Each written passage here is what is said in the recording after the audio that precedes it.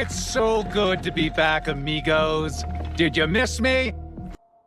Right, find yourself in comfort. So the Order are Invincible's kind of anti-Guardians of the Globe, but you don't really get much of a mention of them in the comics, so it's our job to kind of have a few fun speculations about where the show plans on taking these guys.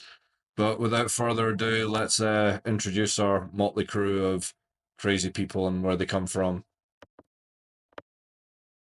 Alright, first up we got the Face. He is called Face. He has two faces molded together with three eyes. His powers are he can shoot an energy blast through them. He's from Canada, and he's got a genius level intellect. Next to Face we have Red Eye. I wish Embrace was sat there so we could make it rhyme.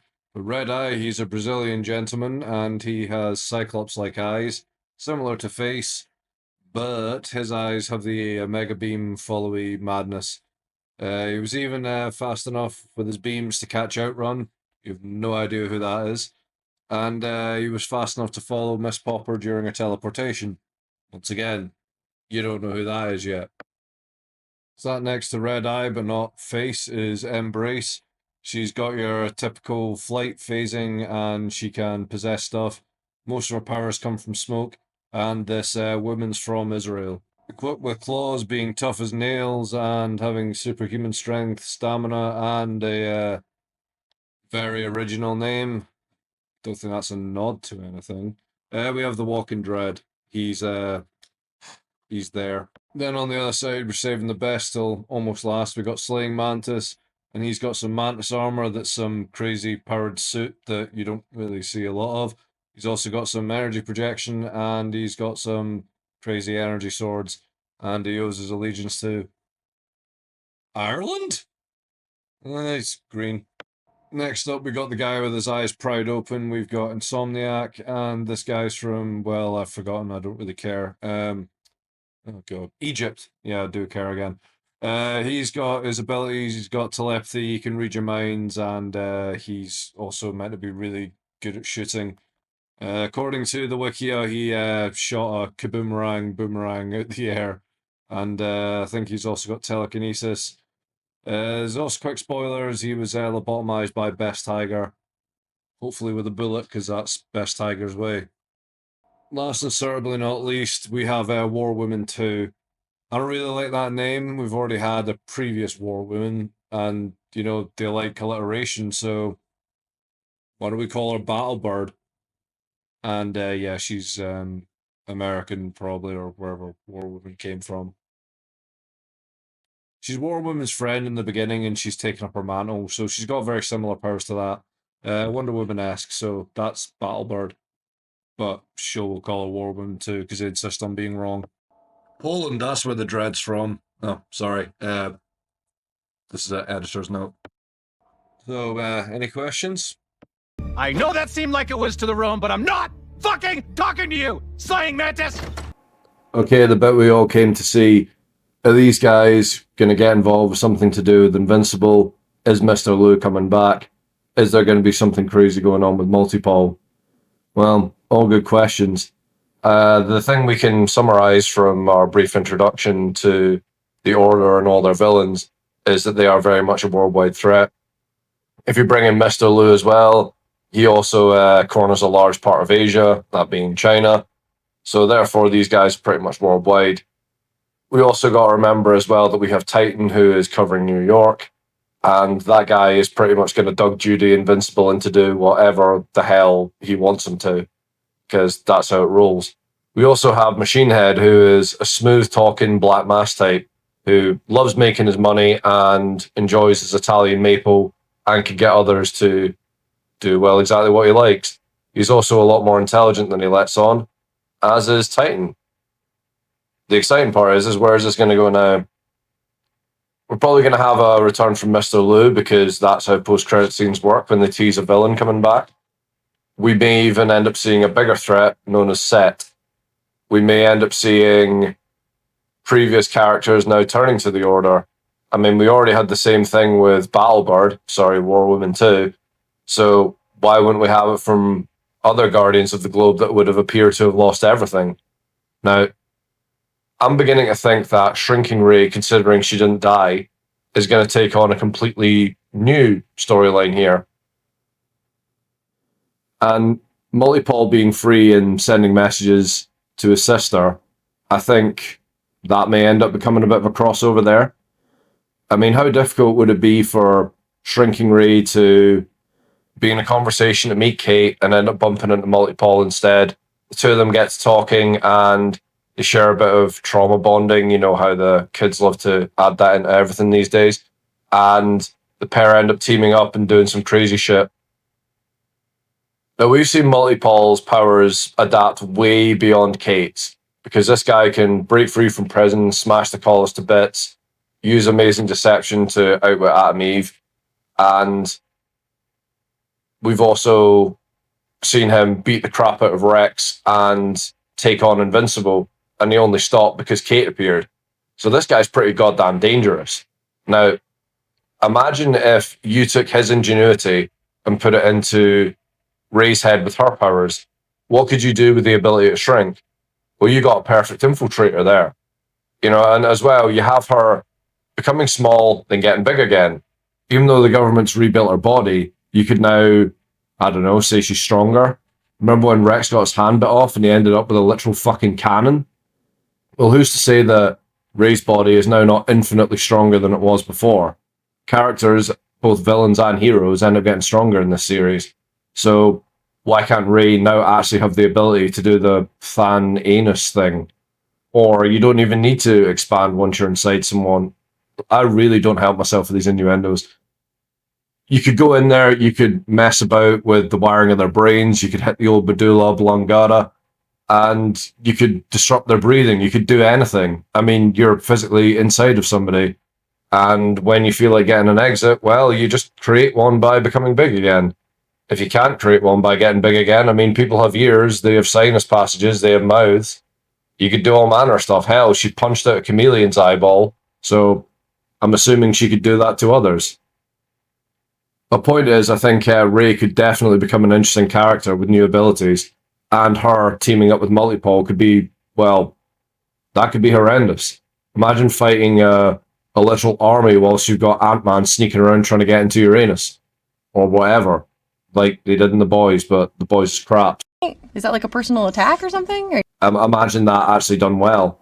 Now, you might be arguing with yourself now, or yelling at my video, or pausing my video to chat a ton of shit, but on the validity of whether or not Ray would actually do something like that. Well, her comic book counterpart's dead, so she's all got fresh story now. Did that make sense? She's got a fresh story now, yeah, thank you.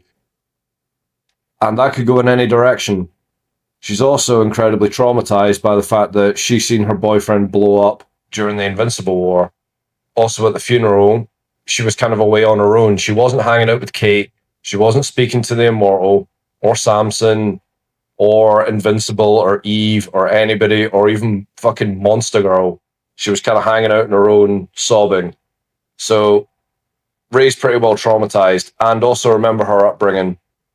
Her family pushed her into superherodom, made her have a certain diet, live a certain way. Everything was towards being a superhero. So she's probably feeling quite rebellious, considering that even though she made it onto the Guardians of the Globe, it wasn't what she thought it was after the whole Cecily business. And now she's probably feeling a bit rebellious. Enter someone like Multi-Paul, as she's traumatized, alone, and probably very malleable. I reckon he would seem very attractive to her. And next thing you know, bang, you've got a super sneaky fucking Ant-Man style character who's now a femme fatale and will climb inside you and blow you to pieces. Once again, I double don't help myself with these innuendos. I really got to like go see a speech therapist or something, or like a brain doctor to get me into normality. Oh, good God. Tell you what, I feel sorry for my wife. Not to mention the fact that she did almost die at the hands of the Lizard League. And yes, I do realise that Multi-Paul did try to kill Rex, but who's counting? Moving on, we have Isotope also. So Isotope is kind of, seems like he has very flimsy attachments to people. When he's first introduced, he's Machine Head's get out of jail free card and that he'll teleport him anywhere in a matter of seconds. So that's a pretty handy contingency plan. After the whole Battle Beast and Sinister Six debacle, it's revealed that Isotope was actually working with Titan the whole time.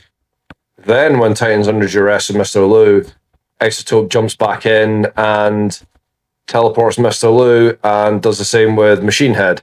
Or sorry, he teleports Mr. Liu's bodyguard and seems to be helping out Machine Head. Okay. So, we've already established that this guy is a double agent for anyone who isn't named Titan. So, if you're Titan, fantastic. If you're not, then, well, this guy's a fucking traitor and should not be trusted. So Isotope, I think, has pissed off way too many people at this point. He may have made his amends with Machine Head, but does Machine Head really seem like the type of guy that's just going to let things go? I'm going to be honest here. I think Machine Head is going to 100% go back for Isotope. And if he feels like it, he might have a pop at Titan again. I mean, he's got his old seat back. Why not? He's got connections all over the world. He's got some motherfucking money. And he's got his charisma. So, I'm going to say if he was going to go for anyone first, it would be Isotope. And if you can get rid of Isotope, then, well, it would probably be quite easy to manipulate Mr. Liu to go after Titan, wouldn't it? Considering also, a nice little fact here that just popped back into my head. Mr. Liu probably didn't know that Machine Head popped him in the back of the head. Because he didn't see him. Last thing he would remember from being a human is fighting Titan. So, Titan would be his number one adversary right now, correct? Titan was also the one that was openly rebellious to him. Yeah, Machine Head may have taken a seat, but Titan's the one that made all that happen. Titan's the one that stood up to him. Titan's the one in his head got him killed. So yeah, Machine Head may end up being the one that he goes after eventually, but it's going to be Titan first. Once that happens, I think Machine Head's going to have a good few ideas to, well, prepare for Mr. Liu returning. He's already killed him once. He can do it again. Being as I mentioned it earlier, I reckon that Machine Head would end up using Titan one last time to recruit Invincible to do something about Mr. Liu, or at least serve as a big distraction. Whether or not that involves letting Invincible know what's going down, or having Mr. Liu attack someone in public so Invincible gets involved. Hell, all manner of things could go down here. But what I'm going to say is I don't think we're going to have Titan trick Invincible again, because I think the whole Doug Judy routine is only going to work maybe 6 or 7 more times before Invincible catches on. What I think is more accurate is if Invincible is forced to act immediately. So if he sees a giant dragon doing giant dragon stuff, he's probably going to put a stop to it, or at least keep it at bay long enough to allow Machine Head and or Titan to do what they need to do. That seems more likely, because I'm beginning to not buy it if Invincible gets tricked again. Like, I'm just going to think, like, genuinely, mate, shame on you. Because I found out about this the other day, it was probably a Crying Panda short played in the background while I was doing something weird. And it mentioned Magnamaniac and the Testicle Tyrant taking on Machine Head and coming face to face with Vault. Magnamaniac ended up getting his head punched all the way in, and that was the end of the poor guy. So no more flowers and coffee tins. Then Testicle Tyrant, then went absolutely fucking balls to the wall and let the symbiote take over him and become a kind of Venom Doc Ock type character. That would also be pretty cool, because I love it when Invincible has the villains and the heroes adapt and then improve themselves. For example, we got Kill Cannon, who seemed to be just a bit of a practice villain, end up breaking into Teen Team and getting some bizarre orb and stuffing it into his arm, making his cannon more killy. We also got Doc Seismic, who's went from whatever he was in Season 1 to whatever the fuck he was in Season 3, able to kidnap all the Guardians of the Globe or all the heroes from around the globe and, well, stick them in spaff cocoons. So I'm a big fan of getting to see characters develop and unlock new abilities that are unique to their characters, making them a bigger threat or a more interesting threat. I know Invincible isn't the only comic book series to do this, like pretty much all of them do, but it seems to be the one where it allows even its minor villains to get little upgrades here and there, and you find out little bits about them. So I'm a big fan of this, and I hope something like that happens. Are we going to see any of this in season 4? To be honest, I don't know. Bear in mind, Damien Darkblood disappeared in the middle of season 1 and only has reappeared at the end of season 3. The Sequids were a threat in season 2 and have now just resurfaced again at the end of season 3. Battle Beast as well wasn't a thing until, like I said, the end of season 3 or middle of season 3. So there is a good chance that a lot of these characters don't appear again until season 5, or at the very end, showing them doing something crazy. Who knows? Maybe we'll get the mummy finally having a bit of a payoff and being able to attach themselves to a decent host, but I won't be holding my breath on that one. Sorry for the distraction there, guys. My rabbit pissed on the couch and kind of killed my train of thought.